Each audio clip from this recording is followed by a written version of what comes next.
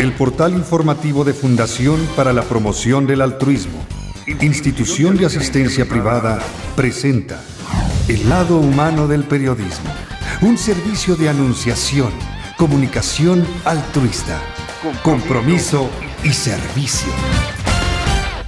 Hola, ¿qué tal? ¿Cómo están todos ustedes? Me da mucho gusto saludarles. Somos hermanos y estamos muy contentos de poder compartir con ustedes un diálogo que seguramente será exquisito. Con Raúl Espinosa Aguilera, él es periodista, escritor y vocal, consejero vocal de Fundación para la Promoción del Altruismo, institución de asistencia privada, es promotor de autores, él mismo es escritor, pero además promueve a otros autores, es amigo de un montón de editoriales y pues es un apasionado de la vida. Así que me va a gustar compartirles a ustedes su presencia y su nuevo libro, el más reciente, que ya tiene varios publicados en distintas editoriales. Este es de Minos, Tercer Milenio. Se llama Dios me buscó primero, ¿cómo me encontró? Y voy a aprovechar su presencia no solo para promover este libro, que es una delicia, sino para que él nos revele algunas cosas que los ciudadanos de a pie, los laicos, cristianos, católicos, o de otras denominaciones, incluso de otras religiones, pues queremos saber, por ejemplo, cómo es posible que el celibato sea un estilo de vida aún en estos tiempos, cómo es que les pueda complacer y completar y colmar de satisfacción y dar plenitud ese estilo de vida, cómo es que descubren que ahí encuentran a Dios, etcétera. Cosas muy íntimas del corazón humano que seguramente entienden mejor los que viven ese estilo de vida, pero que nosotros también por admiración queremos pues ir entendiendo un poco más. ¿Cómo estás, Raúl Espinosa? Buenos días. Muy bien, Tere García, te agradezco mucho la invitación de nuevo a tu programa, yo encantado de estar aquí en tus estudios. Gracias. Ya era hora que escribieras algo más personal, ¿no? Lo que has escrito siempre ha sido pensando en los otros, siempre narrando historias de vida. Por ejemplo, el otro libro que hiciste sobre las historias de vida de 7 mujeres, ¿no? Sí. Y bueno, has escrito sobre las formas de conversión en algunos personajes famosos. Sobre Octavio Paz, sobre figuras de la literatura. Para los jóvenes también has escrito. La madurez y la felicidad. Una novela de las adicciones, se llama Vencedores, ideas claves sobre la vida y el aborto, pero pues... Este es más personal. Es más personal. Es confesional. Es confesional, porque al cumplir más de 40 años en el Opus Dei dije, bueno, han pasado 4 décadas y tengo mucho que contar. Yo no me puedo morir sin decir por qué nació, se gestó una vocación. Como te ponía en la dedicatoria del libro que te regalé. ¿Que la puedo leer? Léela si quieres. Dice, muy apreciable, Tere, cada caminante tiene su propio camino para encontrar a Dios. Cordialmente, Raúl. Cada caminante tiene su propio camino para encontrar a Dios. Así es, o sea, ¿a qué me refiero? A que una persona, en su mayoría, pues casados, solteros, viudos,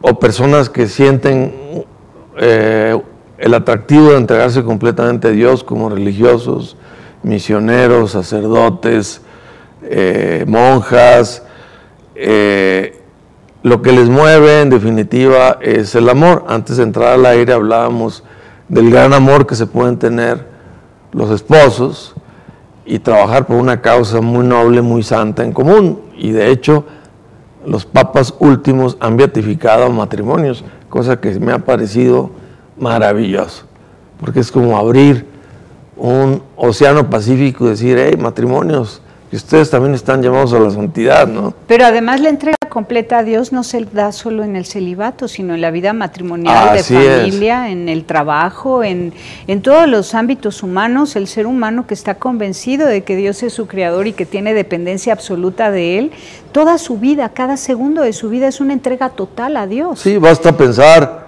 en nuestras madres, nuestros padres, cómo tuvieron una entrega generosísima y muy entregada a nosotros, sus hijos. Nosotros fuimos 7, del lado de mi padre fueron 12 y del lado de mi madre fueron 11 hermanos, y yo recuerdo a mis abuelos volcadas su vida, su felicidad eran sus hijos, o sea, era su entrega. Pero esa es una entrega a Dios también, porque es una entrega Claro, a los hijos de Dios. A los hijos de Dios, y un camino también de santidad, que fue la gran proclamación que dijo San José María Escrivá Balaguer desde aquel 2 de octubre de 1928, y muchos no lo entendieron, dijeron, este hombre se adelantó un siglo, pero luego el Concilio Vaticano II lo confirmó y dijo, no, por el solo hecho de estar bautizado, cualquier persona, casada, viuda, sacerdote, religioso, lo que sea, laico, puede encontrar su camino de plenitud cristiana, ¿no? Donde esté en la estructura temporal, o aislado del mundo, o dentro del mundo, ayudando al prójimo. Entonces la diferencia entre entrega completa a Dios y camino de encuentro para esa entrega completa es grande, porque podemos decir todos los cristianos convencidos que conocen y aman a Dios se entregan completamente a Él en el estado de vida en el que sea. Ese es un hecho. Y la otra cosa es lo que dices en la dedicatoria, cada quien tiene el camino para encontrar a Dios. Ahí es la diferencia. Ahí es la diferencia, o sea, cada caminante dice en un momento de su vida, pues no, yo nací para casarme y tener familia y tener un hogar, y mi esposo y yo hacer planes, hemos platicado de, no sé, por ejemplo, ser orientadores familiares o estar en una asociación en favor de la vida, de la familia, de los valores, qué sé yo, ¿no? O ahora lo que pide el Papa Francisco de ayudar a la gente de extrema pobreza, a los que hacer labores sociales y asistenciales que tanta falta hace en nuestra sociedad, ¿no? Sin embargo, escribí este libro también con la idea de aclarar que cuando una persona recibe la llamada de dejar esposa e hijos y dedicarse completamente a Dios, no fue una ocurrencia en una noche de insomnio, sino ni en una borrachera, sino que fue una inquietud que fue sembrando Dios en aquella alma, sea mujer o sea hombre, y entonces, como una semilla ahí plantada, si se fue regando y fertilizando, es decir, me refiero, si aquella alma, al sentir la inquietud, empieza a acercarse a Dios a través de la confesión, recibir la Eucaristía con frecuencia, haciendo oración, leyendo el Evangelio, o sea, va cultivando aquello y se pone a la espera de la respuesta de Dios, seguro Dios le dirá algo. Algunos piensan que la llamada completa a Dios es una especie de Hollywood, que va a aparecer la voz del Señor, como vimos en aquella inolvidable película de Charlton Heston, Los 10 Mandamientos, donde Moisés sube al monte y recibe las tablas de la ley, y se ven relámpagos y truenos, y baja Moisés con el rostro iluminado. Y yo les diría a los jóvenes que nos están oyendo, chicas o chicos, así no es la llamada, olvídense, eso no les va a pasar nunca, salvo casos muy extraordinarios. Lo normal es que Dios no nos hable a gritos, nos habla en voz queda, ¿no? Muy suavemente en y muy susurros, íntimamente. En susurros, íntimamente. ¿A qué me refiero? A que si alguien siente una inquietud espiritual, desde luego no va a escuchar qué quiere Dios de él en medio de un antro, con el ruido, la música a todo volumen, que a mí la música me encanta, la popular, lo aclaro, no tengo nada contra él. O tomando copas, o coqueteando, ¿no? Sí, me quiero entregar a Dios, pero tengo 3 novias a la vez. Hombre, no, tómate las cosas en serio, ¿no?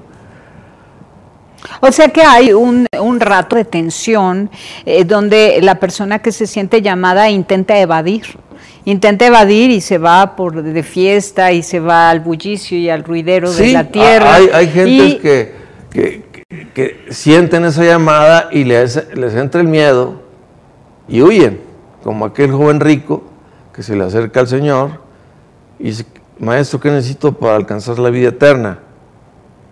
Pues muy sencillo, vende todo lo que tienes, entregáselo a los pobres y luego ven y sígueme. O sea, lo estaba llamando a ser el 13º apóstol. Y dice, pero aquel joven, como era rico, se dio media vuelta y se fue entristecido, ¿no? O sea, tenía vocación, y es cuando los apóstoles le preguntan, bueno, ¿qué le pasó a este joven? ¿No? Y es cuando vocación quiere decir llamada. Llamada. O sea, fue llamado, fue invitado. Jesús lo invita. Pero te deja en libertad. Pero te deja en completa libertad. Tú puedes decir que no, o puedes decir que sí. Ya responderás tú, es una respuesta personalísima que le darás a Dios en la otra vida. A lo que yo voy es que Dios no llama ni a grandes voces, ni con relámpagos, ni con rayos, ni con luces, sino que llama a través de las cosas más ordinarias, ¿no? Puede ser en la tranquila soledad de un templo, leyendo el Evangelio, haciendo un rato de oración, en la acción de gracias de la comunión y enfrentándose al Señor ahí, donde está Él en la Eucaristía, en el Sagrario, y decirle, Señor, ¿qué quieres de mí? Aquí está mi vida, pero yo siento una inquietud, tú dime qué debo de hacer. Y nos vas a contar tu historia personal. Así es. Porque estamos hablando con un sonorense, ¿no? Estamos hablando con alguien del noroeste de México, donde el celibato no es lo más frecuente, ni lo más común, ni lo más pensado, ni lo más deseado. Así es. ¿No? Allá el tema del matrimonio y la familia es algo muy consolidado, muy fuerte, implica pues un poderío, un talante, una posición segura dentro de la estructura social, a cualquier nivel socioeconómico y cultural, no importa. Si es del noroeste de la República Mexicana, esto del celibato es lo más extraño. Y luego una persona tan sensible, diría yo, hipersensible, como tú, guapo además, ¿no? Y que hayas sentido esta llamada y te hayas logrado definir ya desde hace 40 años y hayas perseverado, es de verdad notable, maravilloso y ha de ser obra de Dios. Vamos a un corte y regresamos con Raúl Espinosa. Muy bien, muchas gracias.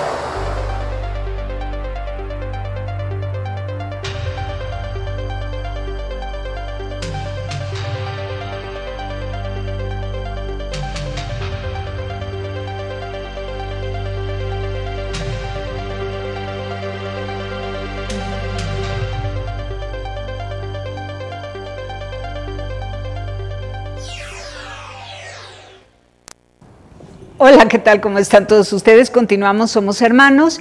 Y bueno, pues ahora sí vamos directo al fondo de tu corazón, ¿nos permites? Claro. Sí, entraremos con los pies descalzos con preguntas. Imagino que en un proceso vocacional para discernir tomas en cuenta varios detalles, por ejemplo, sueños, tradiciones familiares, lo que siente tu corazón en distintos ambientes, claro, ¿no? Dónde te sientes más feliz, a lo mejor experiencias, no sé, son tantas cosas, sí, testimonios de otras personas, algún libro que leíste, un llamado fuerte en una misa, por ejemplo, claro, que andabas despistado y de repente una homilía te llamó la atención. Habrán pasado muchas cosas para que se definiera bien tu situación frente a Dios. Hubo muchas. Ahora mismo recuerdo un sueño que tuve muy vivo, donde yo estaba frente a Dios, me miraba las manos y le decía a Dios que sentía que en ese momento ya me llamaba a su presencia. Perdóname, Dios mío, estoy con las manos vacías, no sé qué ofrecerte, qué vergüenza, pero no he hecho obras buenas en mi vida. Y así se repetía reiteradamente. Desperté y ese día recuerdo que se lo comenté a una muy buena amiga mía. Me dijo, oye, ese sueño no lo eches en saco roto, Dios te puede estar dando un mensaje. ¿Por qué no lo hablas con algún sacerdote? Ve tú a una iglesia y háblalo con Dios. Y así lo hice, ¿no? Entonces me decidí a fundar un movimiento de ayuda social asistencial entre muchachas y muchachos de la prepa, porque mi padre me había enseñado mucho a hacer obras de misericordia. En invierno, ir a comprar cobijas y llevarlas a las zonas más pobres, llevar canastas de alimentación básica, etcétera, ¿no?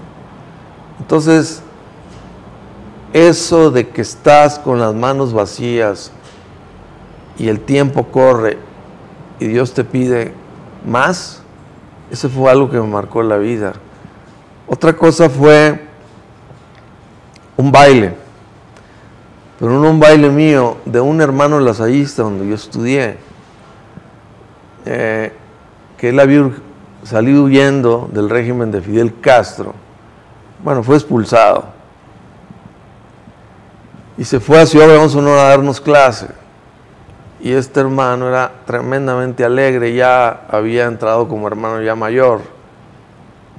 Y en la hora del recreo ponía las bocinas con música guapachosa, que se ponía a bailar y decían, a ver, venga, nos decía, vamos, bailen. El que no baile es como un viejo achacoso, que se siente decrépito, ya que no sirve para nada, pero ¿cómo? Yo no concibo la juventud sin alegría, sin cantar, sin bailar. Entonces no faltó el compañero latoso que le dijo, oye hermano, yo no entiendo, ¿cómo puede estar siempre usted tan alegre bailando y cantando si no tiene ni siquiera una esposa o una novia? ¿De qué está alegre? Le dijo, por una sencilla razón, chico, le dijo, con su acento cubano, ¿no? Porque el amor a Dios es infinitamente superior al amor humano.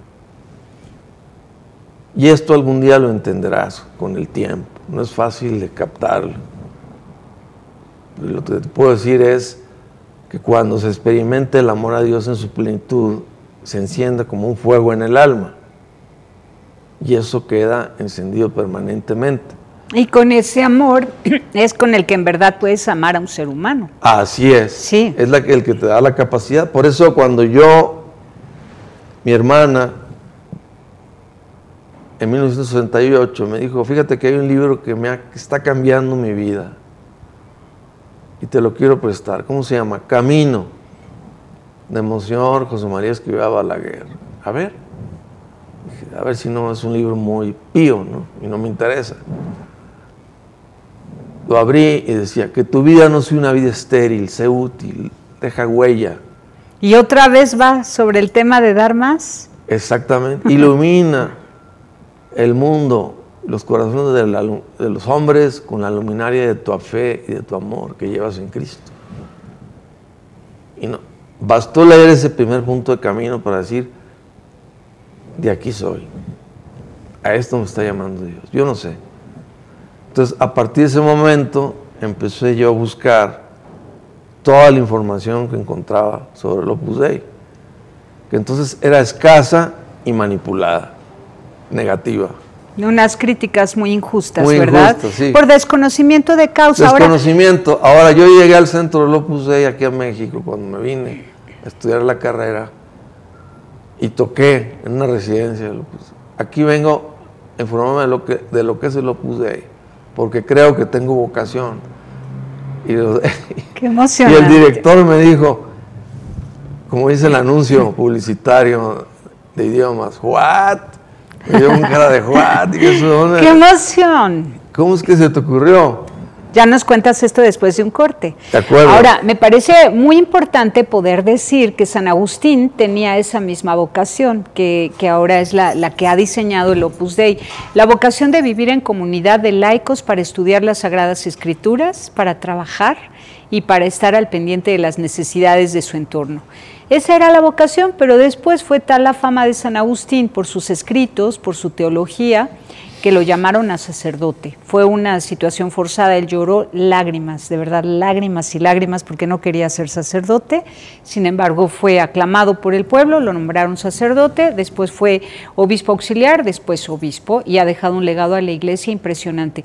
Pero esta vida comunitaria de laicos, célibes, dedicados a estudiar, a trabajar y a servir a su entorno, pues era el ideal agustiniano. Vamos a un corte y regresamos.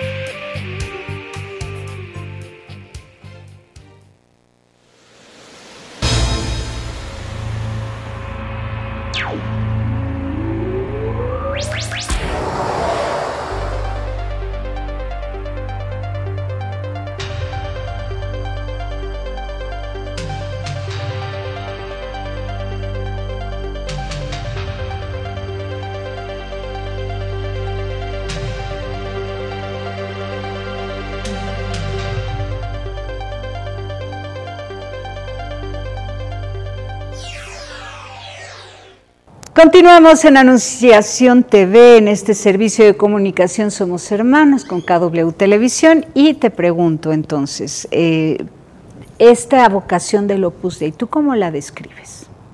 Pues como una entrega a estar en medio del mundo sin sentirme separado ni siquiera por una hoja de papel, sino en la entraña, en la encrucijada del mundo, codo con mis colegas, aquí con los que están de camarógrafos, aquellos que están en la cabina, como un comunicador más, como un escritor más. Y así le dije a aquel sacerdote que me recibió en el centro del Opus Dei: mire, padre, yo aquí traigo este conjunto de artículos. ¡Qué barbaridad! ¿Cuántas cosas equivocadas? No se preocupe, no se preocupe. Yo leí Camino y estoy convencido que ese sacerdote, José María Escrivá Balaguer, es un sacerdote admirable y ejemplar, ¿no? Y ahora es santo, ¿verdad? Así que yo me quedé con lo que valía la pena, lo que me servía. Pero le dije: pero yo tengo una inquietud, a ver si usted me puede orientar. Mi inquietud es que no quiero ser religioso, tampoco monje, tampoco irme de misionero, ni hermano lasallista, nada de eso. Quiero ser un profesionista, ser un comunicador y un escritor, con una entrega 100% a mi profesión, difundiendo valores, y en esa profesión tener una vida enamorada de Dios. Todas mis actividades, el nervio que va a unir a todas mis actividades es el amor a Dios y a todos los que me rodean, porque yo, por supuesto, lo que quiero es ayudar a que conozcan y se acerquen a Dios, a las almas fáciles y a las difíciles. Ahora, te voy a decir una cosa, otra vez vuelvo a esto de los ciudadanos de a pie, ¿no? No entendemos cuál es la diferencia cuando la gente del Opus Dei dice: no soy religioso, cuando nosotros en general consideramos a una persona religiosa como aquella que cumple sus preceptos, va a misa, comulga, vive los sacramentos, ayuda al prójimo. O sea, alguien que conoce a Cristo y que vive con Él es una persona que ha adoptado la religión cristiana y que la está viviendo. Entonces, cuando dicen no soy religioso, ¿en qué sentido debemos tomar el término religioso? De no vivir en una abadía, en un convento apartado del mundo. ¿Me explico? En el sentido más estricto que se ha usado a través de 21 siglos de cristianismo. Yo me refiero a que me siento parte del mundo, plenamente identificado con él, como un profesionista, y ahí ofreciéndole mi trabajo a Dios, haciéndolo lo mejor posible, y a mis colegas acercándolos al Señor. Pero hay coincidencia entre un convento de varones, ¿no?, que viven en celibato con los 3 votos de obediencia, pobreza y castidad. Iba a decir caridad, ¿no?, que también se entiende mejor el tema de la castidad diciendo caridad. Y ustedes también hacen esos votos y viven en comunidad de varones. Bueno, nosotros no hacemos votos propiamente como los religiosos, sino se llaman compromisos de amor. ¿Por qué? Porque el fundador toda su vida luchó porque no se nos confundiera con una orden religiosa, ¿no? Por decir algo, no somos monjes sin hábito o sacerdotes sin sotana, sino que somos lo que somos: profesionistas, economistas, políticos, arquitectos, ingenieros, médicos, profesores, catedráticas, doctoras. Pero que comparten una casa común. No necesariamente. Muchos viven en casa de sus padres, porque así lo requieren sus padres, necesitan de ellos, o viven en un departamento porque están en una ciudad donde no hay labor del Opus Dei. Digamos, son realidades multiformes, muy variadas, que puede vivir cada miembro del Opus Dei. No es obligatorio estar ahí viviendo juntitos un grupo de personas, sino uno puede decir: no, pues yo me voy a iniciar la labor del Opus Dei, donde no hay, a Villahermosa. Ahora, en sus casas tienen templo con sagrario vivo, tienen la hostia viva. Así es. Entonces, ¿cómo se diferencia su capilla de una capilla de un convento? Si hay sagrario, es lo mismo. Absolutamente nada. Es la fuerza, es la hoguera del amor. Es la que nos enciende a amar cada día más a Dios. ¿Y ustedes escuchan misa diario? Oímos misa diario. Bueno, ojalá. ¿Rezan juntos? Algunas oraciones las rezamos juntos, pocas, más bien mucho de meditar. Por ejemplo, la oración mental es personalísima, ¿no? También dicen, oye, y les ordenan hacer apostolado en una sola dirección. No, yo me puedo subir ahorita al metro saliendo de aquí, y si me encuentro a alguien con el que coincido y platicamos y sale el tema y le digo, yo soy comunicador, pues yo también, y tal, y si sale la oportunidad yo le hablo de Dios. Pero tú puedes yo no tomar... necesito pedirle permiso a nadie para hablarle de Dios a la gente, ¿me explico? Y un religioso tampoco. No lo sé. Sí, no, de ninguna manera. Vamos a un corte. Bueno, nos despedimos de KW Televisión, pero quienes quieran seguir con esta conversación nos encuentran en YouTube, en Videos Anunciación, espacio FPA. Hasta la próxima. Hasta luego.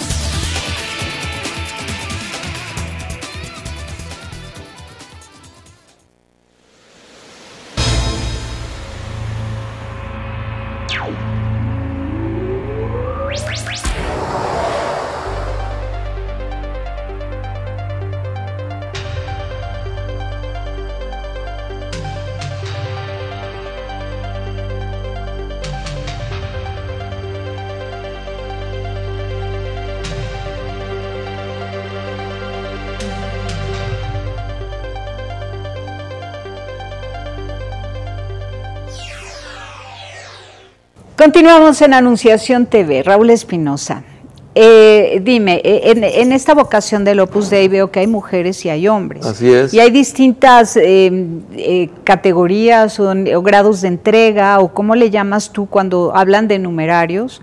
Hablan de supernumerarios, hablan de cooperadores, y también llama la atención el que solo el 2% de los numerarios, de los célibes, se vuelven sacerdotes. Así es. ¿Sí? Platícanos. La explicación es muy sencilla. Decía el fundador, hagan de cuenta que ustedes los invitaron a una comida y les pasan el platón de comida. Cada quien se sirve de la cantidad que necesita. Entonces, el numerario dice, bueno, Dios me llama completamente, es decir, y el otro servirá menos, el otro servirá más. Es decir, a ti te puede llamar Dios al matrimonio, que es, yo diría, la gran mayoría de los miembros del Opus Dei son casados. Un menor número estamos completamente entregados a Dios en nuestra profesión, pero no solamente pueden ser profesionistas, sino puede ser también hombres y mujeres me refiero, pero también que pueden ser obreros, campesinas, gentes que hace trabajo manual en una fábrica, en una empresa. Artes, oficios y profesiones. Artes, oficios, todo eso, toda esa gama. Y después tenemos a unos grandes amigos que son los cooperadores del Opus Dei, que se enamoran de las labores. Dicen, a mí me gusta mucho ayudar a escuelas con niños de escasos recursos, ayudar a campesinos, ayudar a la comunidad Mazahua, ayudar a esta labor que tienen para superación de los obreros. Y entonces, ya sea que juntan donativos o ellos personalmente dan clases, esos son nuestros grandes amigos, se llaman cooperadores, aliados del Opus Dei, ¿no? Ahora, la figura del sacerdote dentro del Opus Dei. La figura del sacerdote es, dentro de los numerados y agregados, el prelado del Opus Dei le puede plantear en un momento de su vida, oye, ¿estarías dispuesto a irte a Roma, a tomarte tus cursos de teología? Y si tú con toda libertad quieres ordenar sacerdote, ¿sí o no? Pues unos dicen no, otros dicen sí. Incluso el fundador decía, si alguien ya tiene todo listo, todos los estudios, pero en el último momento dice, ¿sabe qué, monseñor? Siempre no, como decimos en México. Prefiero seguir como médico cirujano, que es lo mío, ¿no? Y no pasa nada, ¿me explico?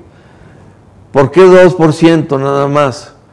Porque se dedican a atender fundamentalmente a sus hermanos, los miembros de la prelatura, los casados, los solteros, los viudos, jóvenes, mayores, mujeres, hombres, ¿no? Todas las clases y condiciones sociales. Esa es la razón por la cual son en ese número. Ahora, hay lo que se llama la Sociedad Sacerdotal de la Santa Cruz, o sea que además de numerarios y agregados que se ordenan sacerdotes,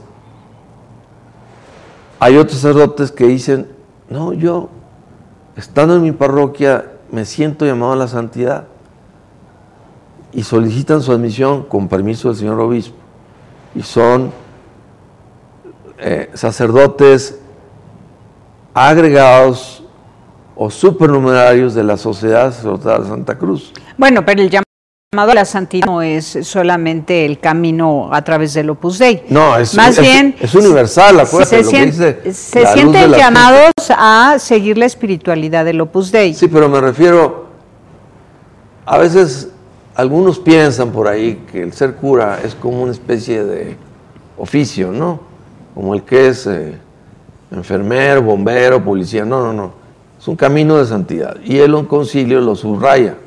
Y San José María insistía en esta idea, ¿no? De que un sacerdote llamado a la santidad, basta con que haya uno que quiera hacerlo para que pueda revolucionar toda una parroquia, como fue el santo cura de Ars, ¿no? Entonces, un sacerdote diocesano, que por ser diocesano no tiene una espiritualidad específica, como sí la tienen los sacerdotes que pertenecen a una orden religiosa, pueden sumarse al Opus Dei para tomar formación ahí y vivir, sí, crecer en espiritualidad, teniendo la espiritualidad del Opus Dei, que ¿cuál es para los sacerdotes? Y para los laicos, la espiritualidad del Opus Dei o el espíritu del Opus Dei es el trabajo, conseguir la santidad a través del trabajo, en el caso de los célibes, o conseguir la santidad a través de la familia, ¿no? De vivir dedicados a la familia y con apertura a la vida, por eso tienen muchos hijos.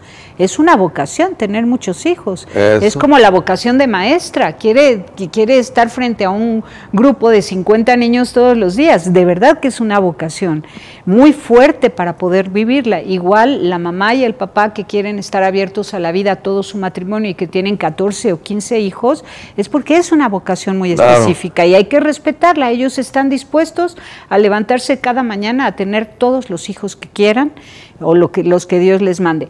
Ahora, ¿cuál es la espiritualidad del sacerdote? La más sublime que pueda haber. Santificar su llamada al sacerdocio. O sea, la administración de los sacramentos, predicar el Evangelio, celebrar la Santa Misa, atender a los pobres, necesitados, toda la labor pastoral, ese se puede convertir en su trabajo o camino de santidad, llegando hasta lo heroico, si es posible, como ha habido tantos santos a lo largo de la historia.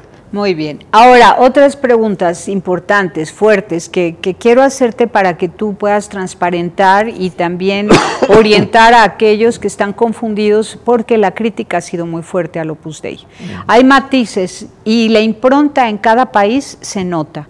En España son más abiertos, los hombres del Opus Dei pueden ser amigos de mujeres, salir a tomar un café con una mujer, no tienen miedo a las relaciones afectivas, ¿no?, de fraternas, eso no les hace tambalear en su vocación de célibes, ¿no?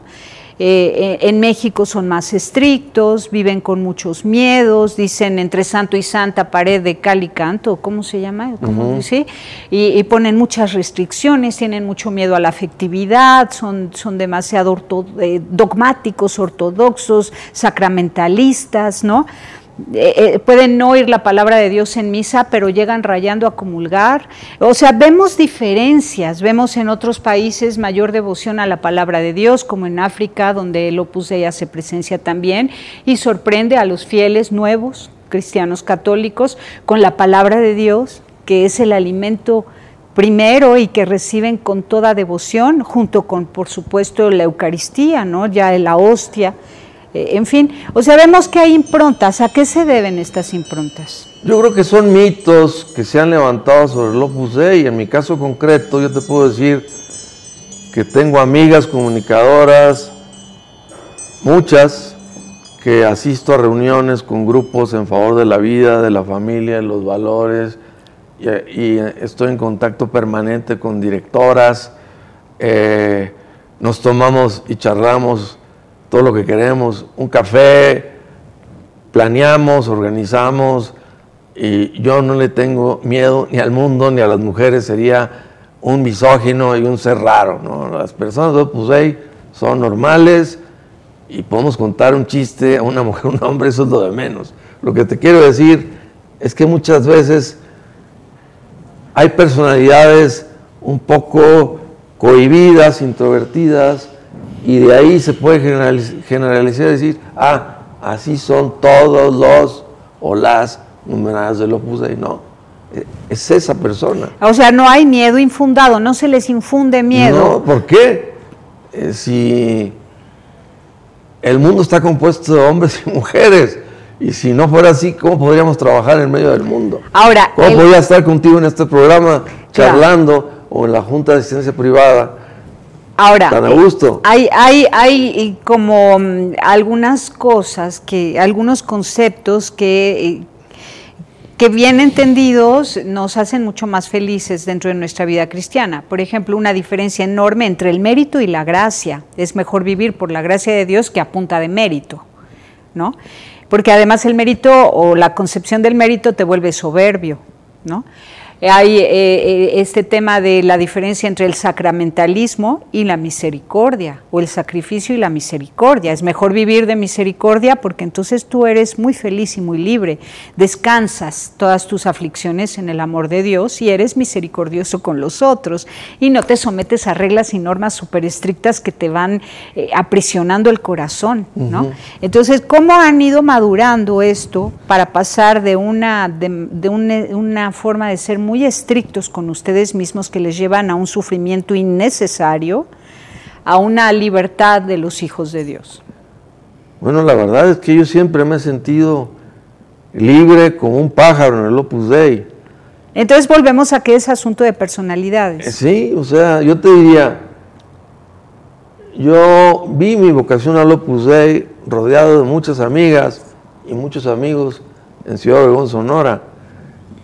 Tenía novias, claro, tuve 4 novias, pero cuando Dios me llamó yo lo seguí, pero mi trato con las mujeres no fue ni raro ni extraño. Pero ni ya no solo patológico. con las mujeres, me refiero al tema de la normatividad, de demasiadas reglas, demasiados estrictos. Pues no, o sea, ¿no? Te vuelvo a decir, los que viven con sus padres, los que viven en un departamento, los que viven en otras circunstancias, pues esos se organizan como quieren. Acaba de venir un muchacho de Polonia, Arturo Sota, de Lituania, perdón. Él es un profesor de Vilnius, pero lo contrataron en una universidad que está al norte de la capital. Entonces él tiene un departamento en la universidad, ahí vive, se organiza y hace una gran labor apostólica con los lituanos. El vínculo siempre es la música, el fútbol, el básquet, les encanta. Y tú hablas con él y lo ves una persona madura, centrada en su vida. Y plena. Y plena, feliz. ¿Y cuál es la raíz que lo mueve a estar en un país tan lejano donde a las 2 de la tarde ya es de noche? Imagínate eso. Hace un frío a menos no sé cuántos, ¿no? Y el que no tiene un sentido de la vida se emborracha o se suicida.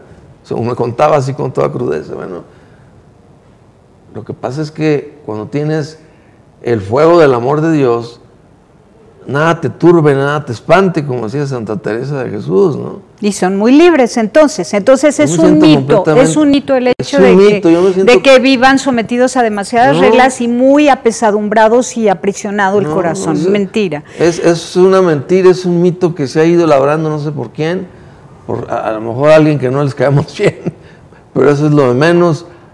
Yo no me siento enemigo de nadie, y así decía San José María. Ahora, otra pregunta, más breve porque ya se acabó el tiempo. Que sea elitista también es falso. Hombre, es ridículo. Es ridículo porque hay supernumerarios, campesinos que son de la comunidad Mazahua y bajan de la montaña a sus círculos, sus medios de formación, o campesinos del estado de Morelos. Yo trabajé 12 años en una labor social del Opus Dei, dando clases, y mis alumnos y los profesores y padres de familia que fueron entrando al Opus Dei, pues te puedo decir que ganaban lo mínimo, y eran choferes de combis, eran campesinos, eran mecánicos, talacheros. Y eran supernumerarios. Ahora, ¿la primacía del sacramento sobre la palabra de Dios, eso es verdad o también es un mito? O sea, el comulgar y confesarse, como que es más importante que leer la palabra de Dios, ¿es también un mito o lo tienen al mismo grado de importancia? Pues obedecemos al magisterio de la Iglesia. Primero el Vaticano II sacó un documento maravilloso, y Benedicto XVI, Verbum Domini, palabra del Señor, es que te vas de espaldas de la riqueza que te presenta a leer la Biblia. Dices tú, es que yo tengo que alimentarme todos los días de la Biblia, y no solamente plantea eso Benedicto, sino dice, pregúntate qué te está pidiendo Dios a ti el día de hoy a leer este salmo. Entonces, para ustedes son importantes. Importantísimos. Las lecturas. Ahora, esto de que los califican de ultraderecha, ¿cómo lo reciben ustedes y qué es lo que quiere decir aquella parte del mundo que los etiqueta como de ultraderecha? Bueno, yo creo que eso ya pasó, porque hubo algunos miembros del Opus Dei que eran muy brillantes, eran doctores en economía, en finanzas, y el general Francisco Franco los llamó a su gabinete, y de ahí se desataron una serie de calumnias diciendo que todos los del Opus Dei éramos franquistas. No es verdad, porque a pocas cuadras de ahí estaba otro numerario del Opus Dei, Calvo Serer, que era antifranquista a morir, y tenía un periódico, y un día que acá a Francisco Franco, al generalísimo, lo hartó, porque sacó 8 columnas, una noticia que le cayó fatal. No solo lo despidió de España, le dinamitó el edificio donde estaba su periódico. Y se presentó a las 5 de la mañana del Ministerio del Interior, y dijeron, aquí tiene usted sus boletos para que viaje a París, está condenado al exilio, y su periódico voló por los aires. Ahora, la gente del Opus Dei puede pertenecer a cualquier partido político, ser militante de algún partido político, y puede ser de izquierda, de derecha, de centro, de lo que sea. Sí, y nadie se lo prohíbe. Somos no solo libres, somos libérrimos, o sea, tenemos absoluta y total libertad de ser de un partido, de otro. Ahora, si un numerario o numeraria quiere concluir estos compromisos, porque bueno, los ha renovado durante algún tiempo, pero de pronto aparece un llamado nuevo, una sorpresa incluso, ¿no?, a la novedad del matrimonio, entonces puede renunciar como numerario y continuar siendo supernumerario, claro que casarse y ser supernumerario. Pues sí, eso hay un tiempo de prueba, se le invita a la reflexión, porque decía San José María, para entrar al Opus Dei la puerta está cerrada, hay que tocarla y empujarla. ¿Por qué? Porque para que se vea la rectitud de intención, ¿no?, si tiene vocación. Pero para salirse del Opus Dei, decía, las puertas están abiertas de par en par. De manera que si alguien dice, no, goodbye, yo creo que hasta aquí. Muy bien, eres libre. Pero puede convertirse un numerario en supernumerario. Con el tiempo, sí. Con el tiempo. Hay muchos casos. Es un proceso. Es un proceso. Ahora, ¿puede un supernumerario o supernumeraria casarse con alguien que no es del Opus Dei ni quiere ser del Opus Dei? Claro, ¿Sí? Son la gran mayoría. Y yo quiero aprovechar aquí, a propósito que trato el tema de la vocación, aquella idea que decía tanto San Juan Pablo II